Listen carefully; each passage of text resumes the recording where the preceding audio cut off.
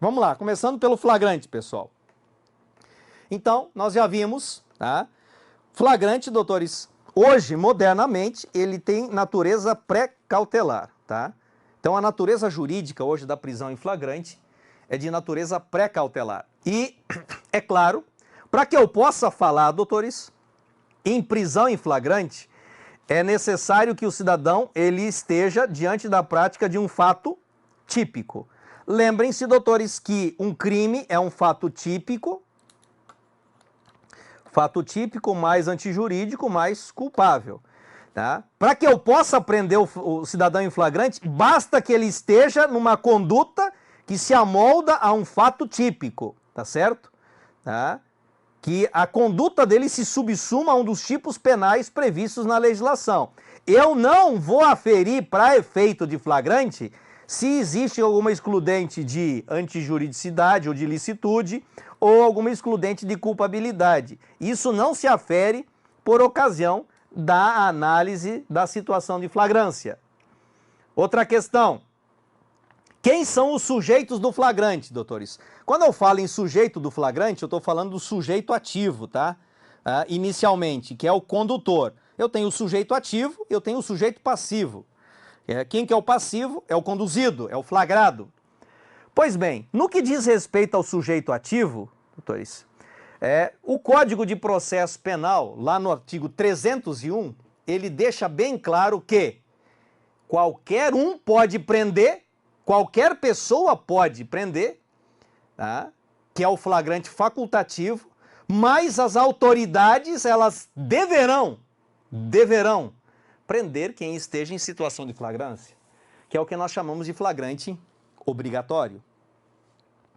Então, doutores, qualquer pessoa pode dar voz de prisão, se ela está numa situação de flagrância? Pode. Uma coisa é poder, doutores, a outra coisa é querer, né?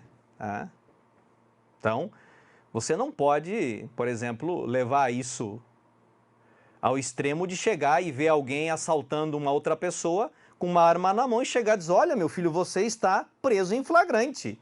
Tá? Eu, como qualquer do povo, tenho o poder de prender você em flagrante. Você toma um tiro na cara, né, meu? Tá? Então, é claro, gente, são situações aqui que é um poder que você tem, você pode, desde que você possa, tá? Ninguém é obrigado a arrostar o perigo, tá certo?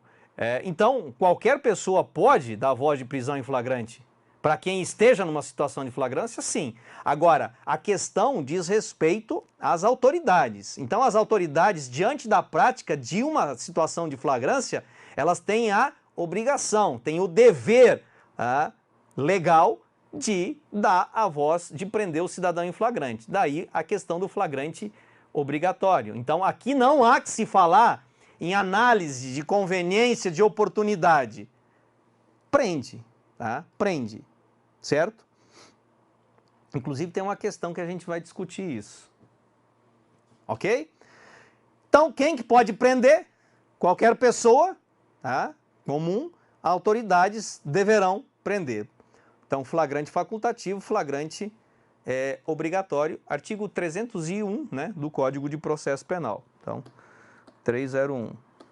Aí, doutores, nós vamos agora perquerir ou indagar quem que pode ser preso em flagrante.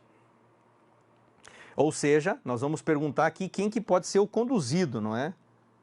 Quem que é o conduzido? Doutores, quem que pode ser preso em flagrante? Qualquer pessoa, tá?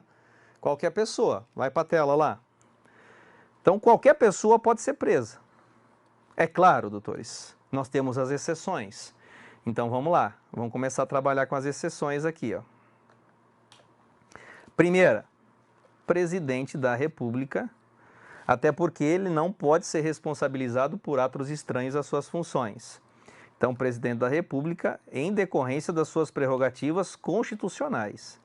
Doutores, e os governadores? Eles podem ter essa previsão nas constituições estaduais também? Não. Tá? Não podem. O Supremo já pegou e declarou determinados preceitos constitucionais estaduais inconstitucionais, onde então os governadores estabeleciam a sua imunidade em relação à prisão em flagrante, tá? queriam colocar como princípio da simetria do presidente, inclusive aqui no Distrito Federal. O Supremo veio e diz que não é possível, tá? Governador, não. Bom, os menores de 18 anos, por uma questão muito simples, né, porque são inimputáveis, eles não podem ser presos em flagrante, mas podem ser apreendidos, não é? Os integrantes de missões diplomáticas, nós já falamos sobre isso aqui, em razão da imunidade absoluta que possuem. O motorista que socorre a vítima, doutores, não pode ser preso em flagrante, artigo 301 do Código de Trânsito. O autor de infração de menor potencial ofensivo, qual seja, doutores, as contravenções penais e os crimes em que a pena máxima combinada for igual ou inferior a 2 anos. Tá? Posse de drogas para consumo pessoal, isso está previsto na própria lei de drogas, no artigo 48, parágrafo 2º, até porque isso daqui vai para o juizado, não é? Então lá não tem prisão em flagrante. E aí, doutores, uma outra questão que antigamente era prevista expressamente no CPP, agora não está mais, aquele que se apresenta espontaneamente. Ou seja, se você pega e se apresenta espontaneamente,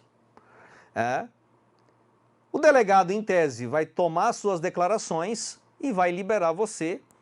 Por quê? Porque, não obstante você ter se apresentado e ter confessado a prática de um ilícito, a apresentação espontânea, isso segundo o entendimento da maior parte da doutrina, entende que ela não importa em prisão em flagrante. Ou seja, você não poderia prender em flagrante quem se apresenta espontaneamente, a não ser, é claro, que você tenha um mandado de prisão. Aí é outra conversa, tá? Aí seria outra situação. Ok? Então, em tese, a apresentação espontânea não acarreta a prisão em flagrante, mas nada impede que seja decretada a prisão preventiva do boneco. E por uma questão muito simples, doutores. Tá? A apresentação espontânea ela não se enquadra em nenhuma das hipóteses de flagrante do 302, e o artigo 304 deixa bem claro, doutores, que o flagrado ou flagranteado será conduzido. Isso importa o quê? Uma terceira pessoa que conduza ele até a presença da autoridade policial. Então, hoje, se você você fizer essa inferência do artigo 302 com o 304, você vai perceber que a apresentação espontânea não dá, por exemplo, então, aso à prisão em flagrante. Agora, essas pessoas, portanto, não podem ser presas em flagrante. Agora, nós temos um rol, doutores, de pessoas que podem ser presas em flagrante, mas desde que seja em decorrência de um crime inafiançável. Desde que seja decorrente de um crime inafiançável. Tá? Que rol é esse? Vemos aqui. Então, somente crimes inafiançáveis. Os membros do Congresso Nacional, os deputados estaduais, por conta do artigo 27, parágrafo 1º, os membros do Poder Judiciário, os advogados, no exercício da profissão somente, o eleitor antes e depois do pleito está previsto no Código Eleitoral, tá certo? Bom, aí a pergunta aqui é, o que são crimes inafiançáveis? Ou seja, crimes em que a fiança ela não é possível, Doutores, olha só, a Constituição Federal estabelece as regras daquilo que seja imprescritível, inafiançável ou insuscetível de graça e anistia. Então eu vou ensinar para você um maceteirozinho que você vai decorar e a partir de hoje você não erra mais qualquer uma dessas questões. Então você começa aqui. O que é considerado hoje imprescritível? O que é considerado imprescritível hoje? Nós temos somente 2 crimes, que é o racismo e a ação de grupos armados contra o Estado Democrático de Direito e a ordem constitucional. Somente esses 2 crimes hoje que são imprescritíveis, certo? Por enquanto. Depois nós temos os crimes que são insuscetíveis de graça e anistia. E depois nós temos os crimes que são inafiançáveis. Ok, quais são os crimes que são insuscetíveis de graça e anistia? O H e o 3T. O H e o 3T. O que é esse H? Os hediondos e o 3T. O tráfico, a tortura e o terrorismo. Tá? Guarda essa equação aqui. E o que são os inafiançáveis? Você pega esses dois, soma, vai dar o quê? RAH3T. Então, o racismo, a ação de grupos armados, os hediondos, o tráfico, a tortura e o terrorismo são inafiançáveis. Guarda esse maceteiro, meu filho, que você não erra nunca mais. Por quê? Porque a banca, ela sempre tenta confundir você em relação a essas três situações. O que é imprescritível, o que é inafiançável, o que é insuscetível de graça e anistia, tá? E indulto também. Tá? Então, se você guardar esse maceteirozinho aqui, tá? O que é imprescritível? O RA. O que é o insuscetível de graça e anistia? O H3T. E o que é o inafiançável? É a soma dos dois, o RA-H3T. Se você pegar e guardar isso daqui, você não erra nunca mais. Então, doutor, isso significa que este rol de pessoas que eu acabei de enumerar aqui, ele só pode ser preso, tá? Só pode ser preso em flagrante por crime inafiançável. Por crime inafiançável. Tá? Eu não vou entrar na discussão aqui em relação à prisão de um senador, que nós tivemos há um tempo atrás, e atualmente de um deputado. Tá? Não vou entrar nessa discussão, doutores, porque na minha concepção isso é uma forçação de barra, assim, extrema. Tá? Isso você pode verificar com qualquer processualista, doutores, que o Código de Processo, a Constituição e o Código de Processo Penal foram rasgados nessa situação. Por quê? Porque o rol dos crimes que são inafiançáveis está previsto na Constituição e no Código de Processo Penal. Tá? Você dizer que um crime é inafiançável porque estão presentes os requisitos que autorizam a prisão preventiva, tá? Então você está determinando a presença dos requisitos da prisão preventiva antes mesmo da própria prisão acontecer.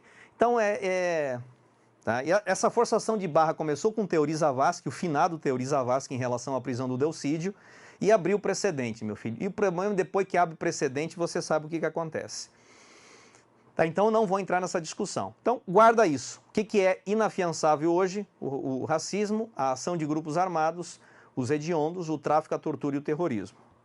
Tamo junto? Tá? Então, esse rol de indivíduos aqui, membros do Congresso Nacional, parlamentares estaduais, o advogado no exercício da função, né?